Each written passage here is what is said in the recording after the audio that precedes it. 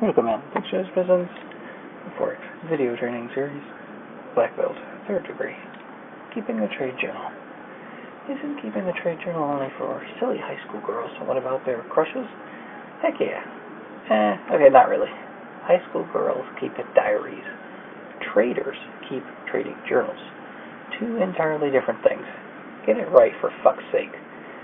Keeping a journal is actually a crucial task in any performance or goal-oriented endeavor. The key is to have some way to measure, track, and stay focused on improving your performance. World-class athletes do it to keep track of what helps them be better, faster, and stronger on the field or court. Scientists do it in the process of finding their next greatest discovery, and traders do it to help them get the ducats.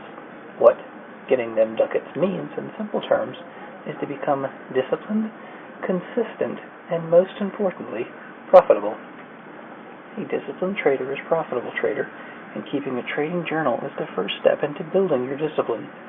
This might sound simple or easy, but we assure you that to actually get started can be very difficult. In fact, many traders give up after a while and try to rely on the logs that the broker provides.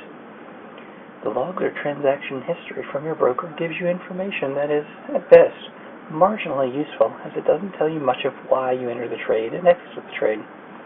That information provides no help on your next trade. Absolutely fucking zero. A trading journal isn't about writing in the process of your entry and exit and the time you exited the trade. The trading journal is also about refining your methods and mastering your own psychology. To be even more specific, is it about your individual emotion psychology before, during, and after the trade? For example, your trading method says to buy the dollar-yen, but your gut feeling tells you that the trade is not going to work. So you're reminding yourself, I don't think this is going to work, but I have to follow my trading plan, so I'll take it. During the middle of your trade, the price comes up 3 pips away from your stop loss, and you're thinking, fuck, this trade isn't looking good. I knew it. Why didn't I listen to myself? I'm such an idiot. I'm about to lose. I'll just exit now. Then you decide to close your trade. A few moments later, the price shoots up to your original take-profit target. Had you stayed in the trade, you would have made a shitload of pips. This is why you should write a trading journal. This is a classic case that probably happens to many traders. We fail to stay in the trade, we fail to trade the plan, and most importantly, we fail to distance our emotions from trading. If you keep it trading like that, and you don't keep a trade journal, the balance of your trading account will become a big fat zero before you realize what you're doing wrong.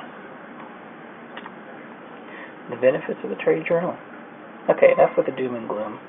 Let's just say that most expert traders keep a trading journal and review their trades consistently. And you know what the expert traders are, even though they won't admit it, they're ballers. They got the money, the cars, the clothes, they got ice. Maybe exaggerating, but only by a little bit. Besides helping you in your journey to baller status, there are other personal benefits to journaling. Defining yourself and your situation in life. Keeping progress of your goals you set in your trading plan. Clarifying your weaknesses and strengths in your ability to perform and handle pressure. Providing a way to self-coach and improve on your own. That last bullet point is probably the most crucial, as every new visitor that comes through criticalman.com doesn't walk down the path of your average Wall Street trader.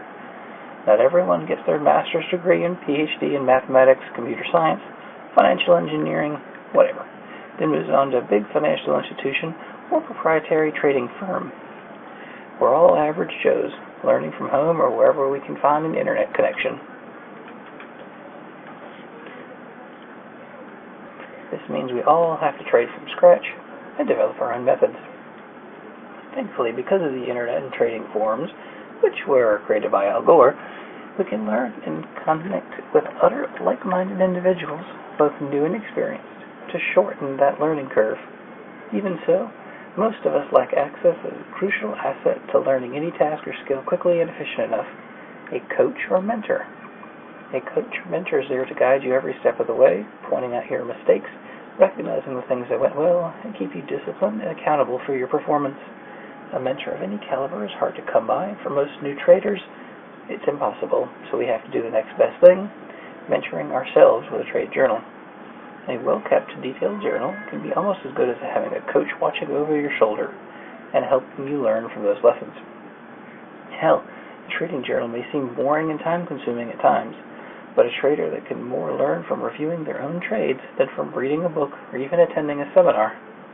Over time, your journal will grow, and if you keep detailed records on everything about your trading, from psychological issues, the market environment, system tweaks, did you have decaf, it'll help you recognize important lessons like what news events should be avoided, how much more or less you need to risk per trade, when you should start trading online and stop playing online mini-golf.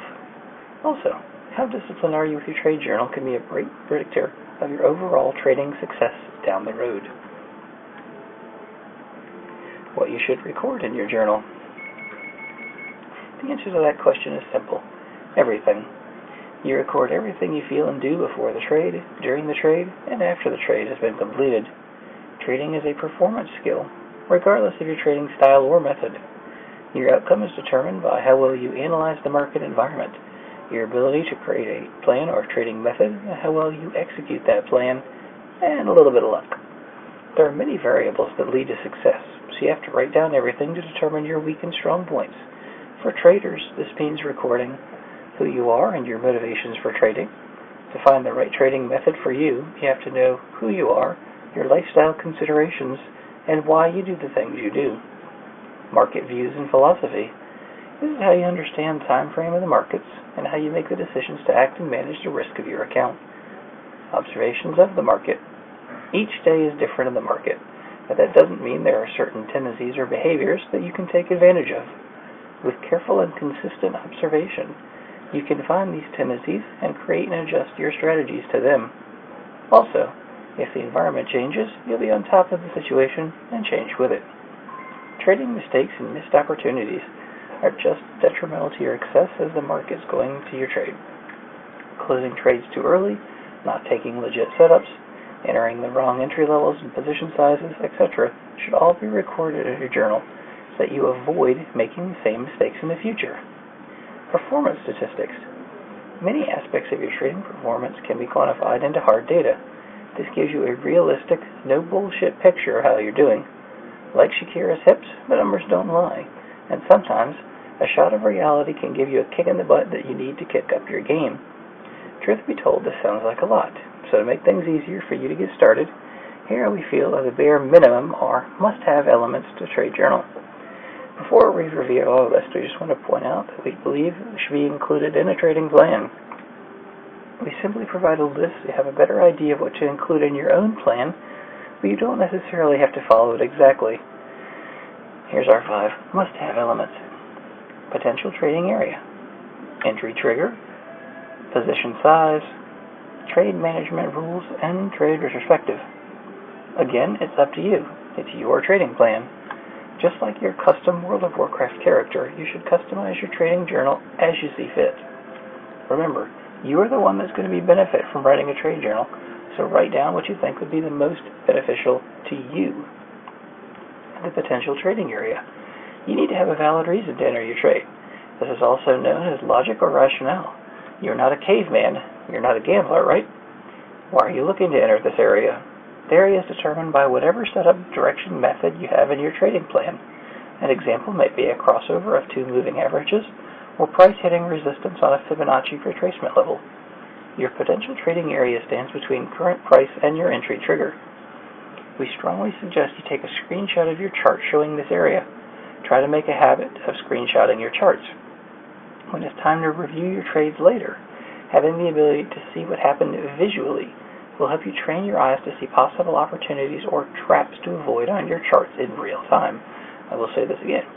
When it's time to review your trades, having the ability to see what actually happened visually will help you train your eyes to see possible opportunities or traps to avoid on your charts in real time. This will help remember the reason why you entered the trade or make you realize some things that you may have overlooked. The potential trading area is where you believe you will have an edge that you trade with a high probability of success and that the reward-risk ratio will be in your favor. You must determine for yourself how you want to meet this requirement. When you sat down in a chair in front of your screen, you were ready to trade. The potential trading area is where you aim. This will keep from entering a trade without a plan and shooting from the hip. The entry trigger will tell you when to fire. Your entry trigger tells that you once you're in a potential trading area when to actually enter the trade. This is your specific entry technique. Now that you've decided on where you're looking to enter the trade, now you have to decide on when to actually enter the trade and how. Do you just blindly enter? If you want to cross the street, you simply start walking across, only if you want to get run over. Of course, you look both ways to make sure that it's safe. The same approach is practical with trading. You want to make sure that it's safe to enter the market, i.e. a high probability trade setup. The enter technique will help you keep you out of trades that aren't behaving the way you would expect in your potential trade area. Let's pretend your potential trade area is where bearish divergence is present. Do you just automatically short, or do you wait for price to trade near a significant resistance level first? Maybe even wait for an exhaustion reversal candle like a shooting star to form. Instead of waiting, you short now, and then watch the price climb higher and get stepped out. Just because you find a good area to trade doesn't mean you should jump right in. A good entry technique provides solid confirmation to help keep you out of losing trades. Again, make a screenshot of your chart and label where your entry trigger is. Don't forget, you must combine a good entry trigger with a good potential trade area. A moving average crossover may be a popular entry technique, but if you don't factor in the area in which you're thinking to enter, you'll probably get whipsawed to death. Using an entry trigger as a standalone technique is a recipe for disaster. Make sure you're aware of your surroundings as well. Don't bring a knife to a gunfight. Or, for you kids out there, don't bring a tennis racket to your basketball game. Position sizing. This is an easy one. You must decide, based on your risk management rules and your trading plan, what your position size will be. This will allow you to know your maximum risk. 1%, 2%, 5%, 10%, 20%? Or are you going to bet the farm? Yeah, do it. Bet the farm. No, I was fucking kidding. Don't bet the farm. Have you been paying attention? You want to become a trader, not a gambler. Position sizing is important because it helps your account stay healthy and ready for the next opportunity. It is important to take note how big or small you're trading. By keeping track of your position size in your journal, you can see whether you are comfortable trading large positions or you prefer smaller lot sizes when using wider stops. The trade management rules. You need to have a game plan in place before you consider getting into the trade. That game plan tells you how you will manage the trade, whether it goes for you or against you. Entering the trade is the easy part. It is exiting the trade will determine whether you make or lose money. Two traders, Tom and Jerry, could take the same trade but have totally different outcomes. Tom will make money on the trade because he properly managed his trade and planned for an exit for different scenarios. Even if he loses, he will know when to stop the bleeding and get out with a smaller loss. Jerry, on the other hand, being a fucking mouse, does not have a plan in place. He does not know where he's going to do if the price goes drastically against him, eventually wiping out his account. It is crucial to determine how you'll manage the trade before you enter the trade. You do not want to be making critical decisions in the heat of battle. When you enter a trade, you should have already decided how you will react to every possible outcome. Every possible outcome. Try to figure out all the possible variations that could occur and decide beforehand what you will do. You want to be a cold-hearted, emotionless execution robot when in a trade. You want to be like Spock without the human side. You want to be a motherfucking Vulcan trader. All decisions are made before trade. You are proactive. This means that you are not yet in the trade. When deciding to enter the trade, you simply refer to what you wrote here. This eliminates any seat-at-the-pants decision-making. If you do take the trade, you already know where your initial stop-loss will be placed, where your profit targets are, if you will trail your stop, and where you might get out of your trade early. Pretend you're Keanu Reeves. If you are given a pop quiz at any point during the trade and asked, what if price does this? Or what if price goes here? You should be answering a snap without thinking for every single trade, every single time. You must have your trade management rules fully planned out ahead of time before the trade is initiated. You never, ever, ever want to think, what the hell do I do now when in a trade? If you do, You failed to plan. When you fail to plan to fail. The time to decide such things is always before you enter in a trade. Trade retrospective. Retrospective means to take a look back at the events that have already taken place.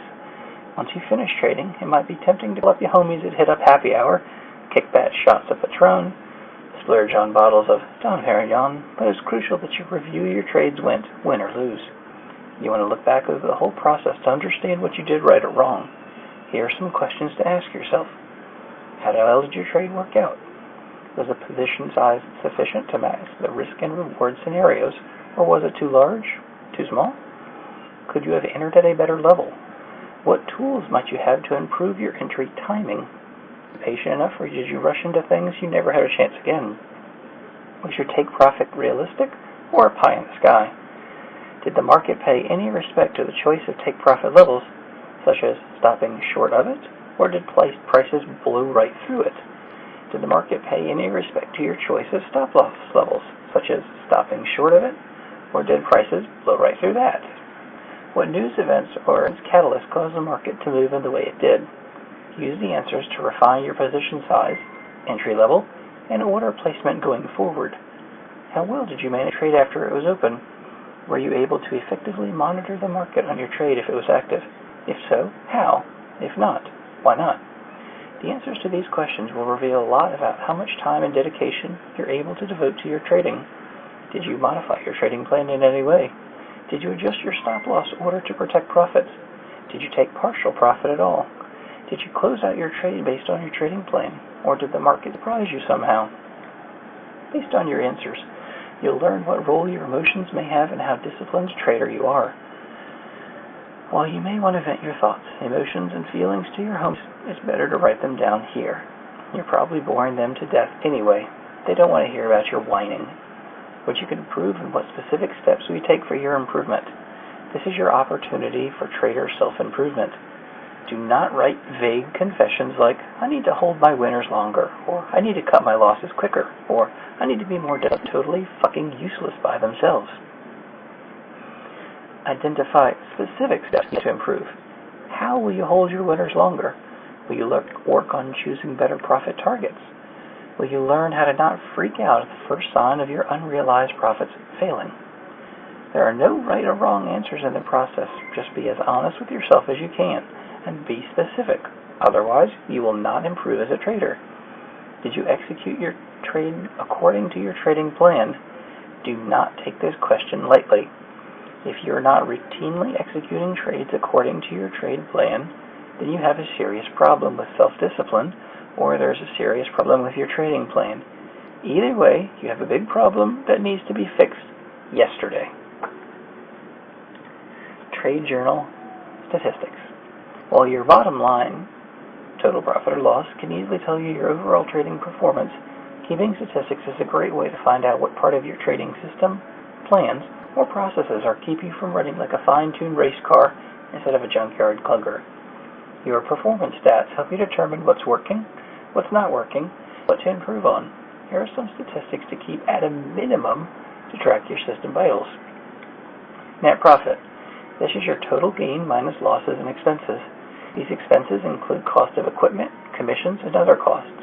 This is basically how much to keep your account is up and down at a given time, minus the cost of trades. Win percentage. That's the total number of wins divided by the total number of trades. What percentage did you win the trades? Loss percentage. The total number of losses divided by the total number of trades. What percent of the time do you lose trades? Largest winning trade. This will be removed from your average win calculations. This is not necessary to do, but if you have an abnormally large win in relation to your other wins, then taking it out will provide a more accurate look and expectations to your stats.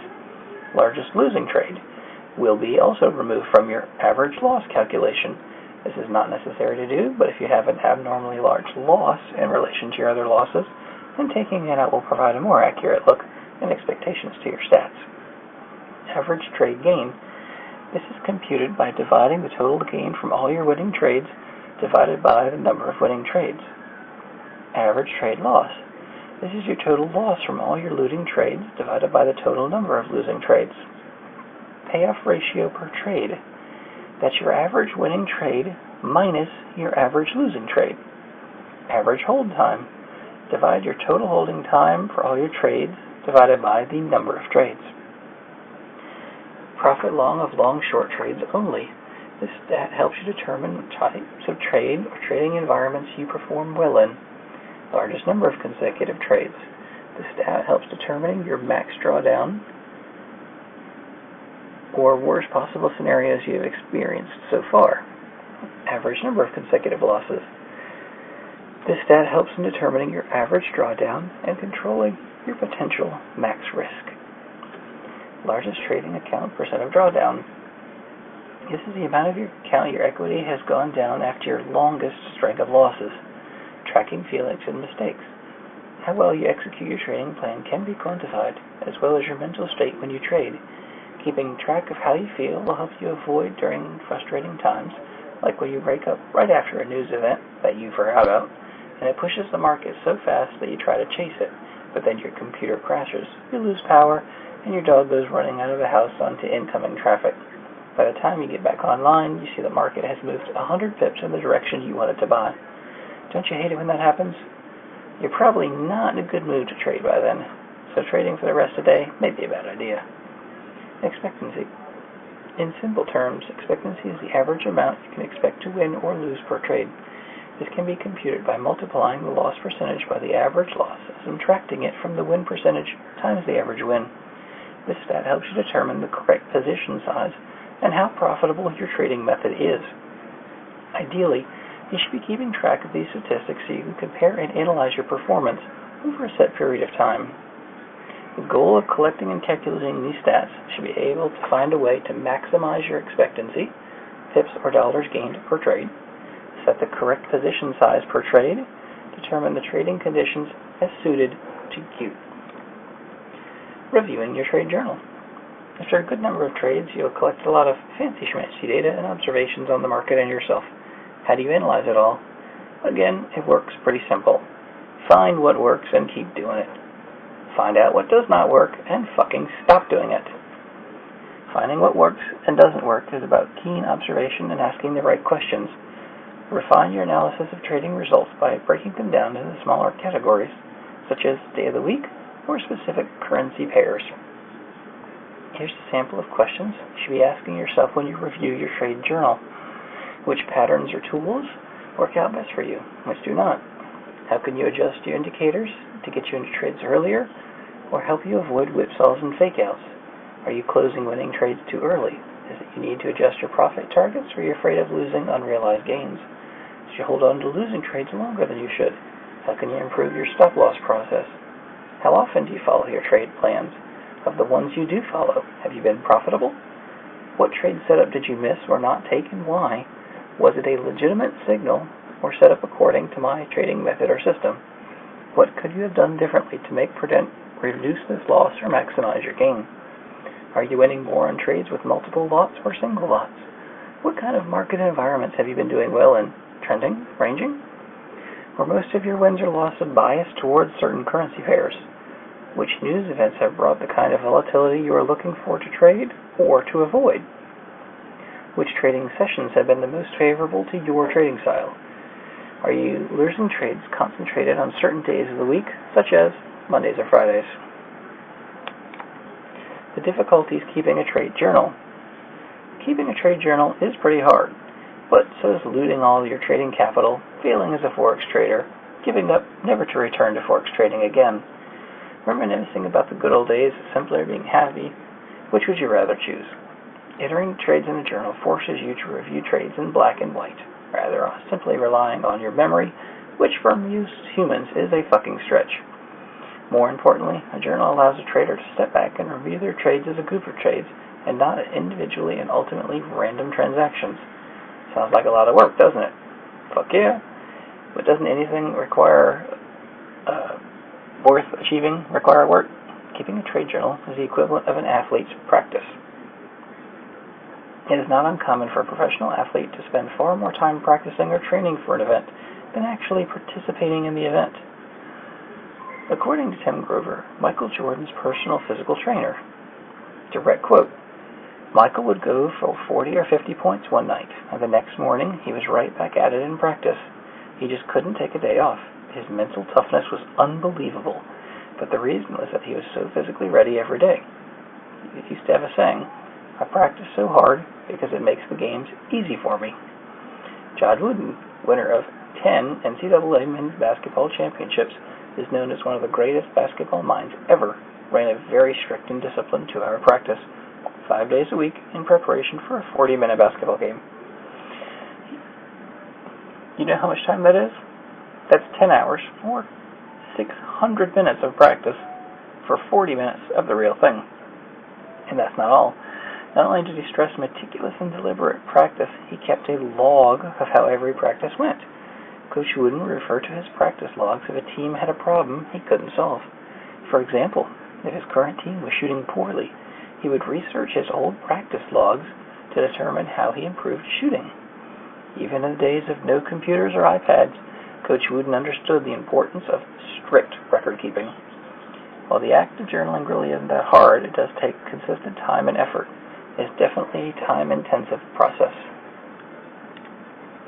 The summary for a trading journal is that there are 3 elements for sustained, successful trading: having and executing a good trading plan, having a good trading system as part of that plan, review and improve your trading performance and plans. Every trader should maintain a trade journal that focuses on these elements. Your trade journal is a log of all trading activities. The journal's objective is to monitor both the performance of your trading system and your ability to execute it with consistency. Follow your plan. Poor trading systems are less frequently the cause of poor trading performance than the inability of the trader to properly apply them. That's following the trading plan. Your trade journal is intended to make sure you do just that.